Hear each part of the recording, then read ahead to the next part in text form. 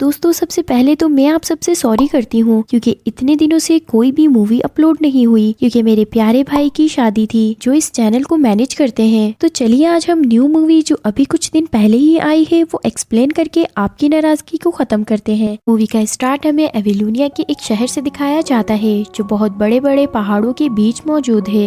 यहाँ के लोग बहुत नेक और खुश मिजाज होते हैं। एविलूनिया के लोगों का मानना है कि अगर किसी ने इन विशाल पहाड़ों को पार कर लिया तो उन्हें कुछ ऐसी चीज मिल सकती है जिससे उनकी जिंदगी बदल जाएगी और उनके सारे मसले सॉल्व हो जाएंगे। बहुत से लोगों ने इन पहाड़ों को पार करने की कोशिश की मगर सब नाकाम रहे और इन बर्फीली चट्टानों पर मारे गए। तो एविलूनिया के लोगों को लगने लगा कि अब पहाड़ों को पार करना इम्पॉसिबल है। लेकिन कुछ टाइम बाद क्लैड नाम के एक एक्सप्लोरर ने इम्पॉसिबल खोज को पॉसिबल बना दिया। तो सबको लगने लगा कि क्लैड इन पहाड़ों को पार करेगा और इन पहाड़ों का राज खोलेगा। देखते ही देखते क्लैड बहुत फेमस हो जाता है। फिर क्लैड अपने बेटे के साथ मिलकर इन विशाल पहाड़ों को पार करने का सफर स्टार्ट कर देता है। क्लैड के बेटे का नाम सरगर होता है। सरगर को एक्सप्लोरर नहीं बनना था लेकिन क्लैड की जिद की वजह से उसे बनना पड़ा।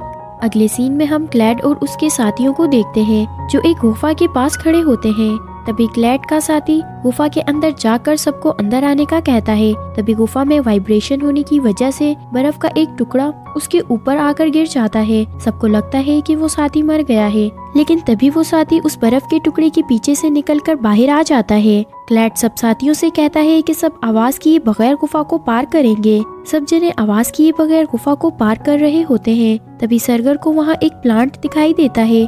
जैसे ही सरगर उसे हाथ लगाता है तो सरगर को करंट लगता है क्योंकि वो करंट पैदा करने वाला प्लांट होता है जिसकी वजह से सरगर चीख मारता है। तभी गुफा में वाइब्रेशन होने लगती है और गुफा में लगी बर्फ की चट्टानें गिरने लगती है। वो सब बहुत मुश्किल से अपनी जान बचाकर गुफा से बाहर आते हैं। फिर क्लैड सबको आगे बढ़ने का कहता है लेकिन सरगर आगे जाने से मना कर देता है और कहता है हमें ये प्लांट लेकर एविलूनिया जाना चाहिए। बाकी सब भी सरगर की बात पर एग्री करते हैं। क्लैड गुस्से में सबको जाने की इजाजत दे देता है और खुद आगे बढ़ने लगता है। अगले सीन में हम 25 साल बाद का सीन देखते हैं। अब सरगर एक फार्मर है और वो वही इलेक्ट्रिसिटी प्रोड्यूस करने वाले पौधे उगाता है और उसने उन पौधों का नाम पेंडू रखा होता है।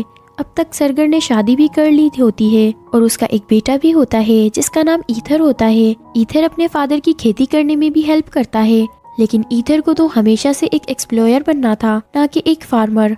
अगले सीन में हम ईथर और सरगर को देखते हैं जो इस प्लांट को शहर भर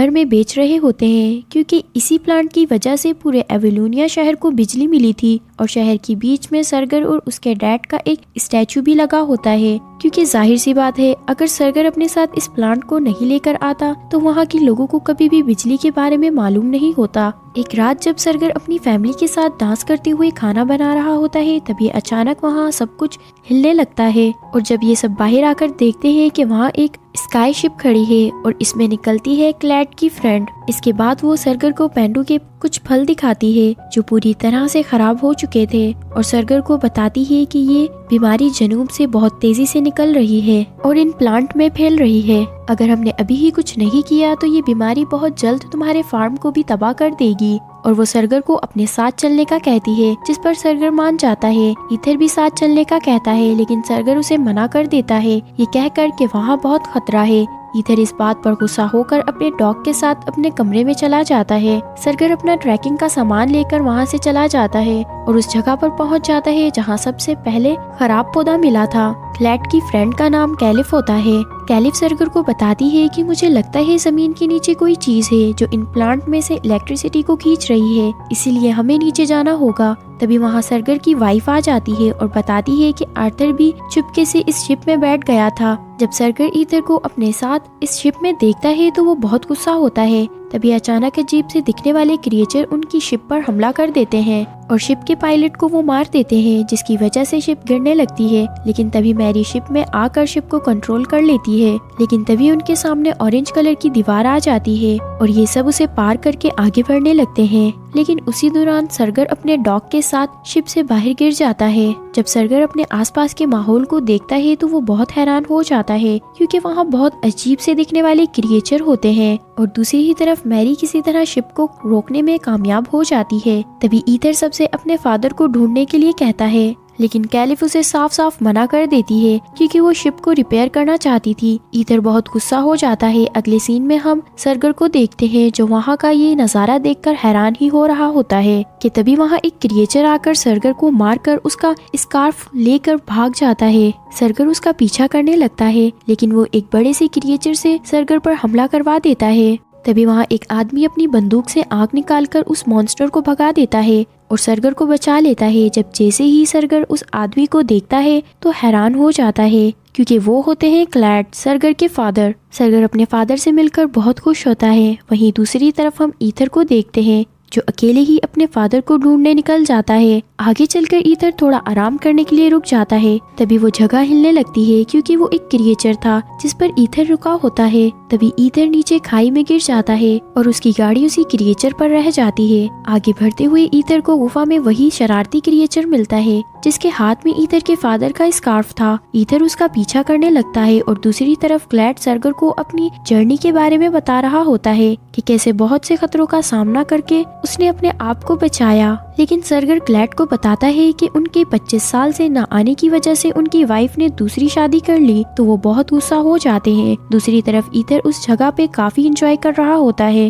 दूसरी तरफ रास्ते में क्लैड को ईथर का कार्ड मिलता है। तभी सरगर क्लैड को अपने बेटे ईथर के बारे में बताता है। ये बात सुनकर क्लैड बहुत खुश होता है क्योंकि इसका मतलब है कि क्लैड अब ग्रैंडफादर है। क्लैड और सरगर एक क्रिएचर पर बैठकर ईथर को ढूंढने निकल जाते हैं। दूसरी ही तरफ ईथर इन पेंडू के फलों को अपने बैग में डाल रहा होता है। जब जैसे ही वो ब्लू क्रिएचर इन फलों को छूता है तो उसे शॉक लगता है। ईथर ये देखकर फौरन उस फल को उससे दूर करता है और इसके हाथ पर पट्टी बांधता है और इस तरह ईथर और उस क्रिएचर के बीच अच्छी दोस्ती हो जाती है। ईथर उस क्रिएचर का नाम जेरी रखता है। फिर ईथर देखता है कि कुछ अजीब और बहुत बड़े से क्रिएचर उसकी तरफ आ रहे होते हैं। ईथर उन क्रिएचर को देखकर बहुत डर जाता है। तभी वहाँ क्लैड आ जाता है जो ईथर और सरगर को उन क्रिएचर से बचाकर वहाँ से कुछ फ्लाइंग क्रिएचर के ऊपर से ले जाता है। लेकिन वो क्रिएचर अभी भी उनका पीछा कर रहे होते हैं। तो मैरी वहाँ अपना शिप लेकर आ जाती है और अपनी फैमिली को वहाँ से बचाने की कोशिश करती है। लेकिन वो क्रिएचर पीछे के साथ साथ आगे भी हमला कर देते हैं। तो ईथर पेंडू के बीज निकालकर उन क्रिएचर पर फेंक देता है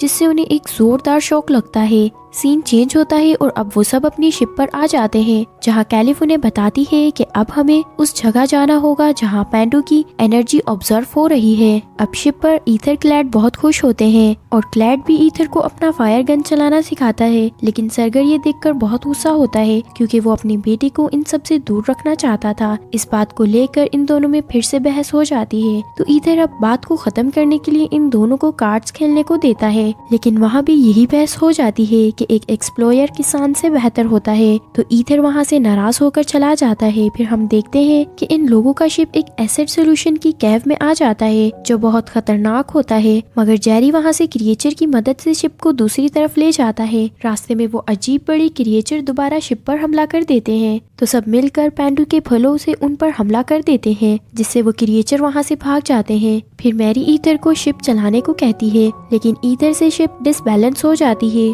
तो मैरी जल्दी से आकर शिप को संभाल लेती है। तभी वो देखते हैं कि कुछ उड़ने वाले क्रिएचर उनकी शिप की तरफ आ रहे हैं। वो सब उन क्रिएचर से लड़ने का सोचते हैं मगर वो क्रिएचर बिना शिप को नुकसान पहुंचाए आगे चले जाते हैं। मैरी भी शिप को उन क्रिएचर के पीछे ले जाती है जहाँ वो देखकर हैरान हो जाती है कि सभी क्रिएचर उस पेंडू की जड़ों को खाने की कोशिश कर रहे हैं। ईथर की फैमिली और बाकी सबको ये लगता है कि ये सब जानवर पेंडू की जड़ों को नुकसान पहुंचा रहे हैं। तो वो सब डिसाइड करते हैं कि वो इन क्रिएचर को मार देंगे और पेंडू को उन क्रिएचर से सेव कर लेंगे। इसके बाद वो सब पेंडू के फलों को अपनी अपनी गन में लोड करने लगते हैं ताकि वो क्रिएचर पर हमला कर सके। लेकिन जेरी ईथर को ऐसा करने से रोकता है। वो ईथर को कुछ बताने की कोशिश करता है लेकिन ईथर जेरी की बात नहीं समझ पाता। ईथर के फादर ईथर को उन क्रिएचर पर हमला करने को कहते हैं लेकिन ईथर कहता है कि मैं उन क्रिएचर की जान नहीं लूंगा, मुझे ये सब नहीं करना। ये कहकर वो वहाँ से चला जाता है। सरगर अपनी शिप लेकर ईथर के पीछे जाता है। वो दोनों चलते हुए उस कैव से बाहर आ जाते हैं जहाँ वो ये देखकर हैरान हो जाते हैं कि ये एक कैव नहीं बल्कि किसी बहुत बड़े क्रिएचर की आंख है। अब यहाँ इन पर ये रिवील होता है कि वो अब तक जहाँ सफर कर रहे थे वो एक क्रिएचर की आंख थी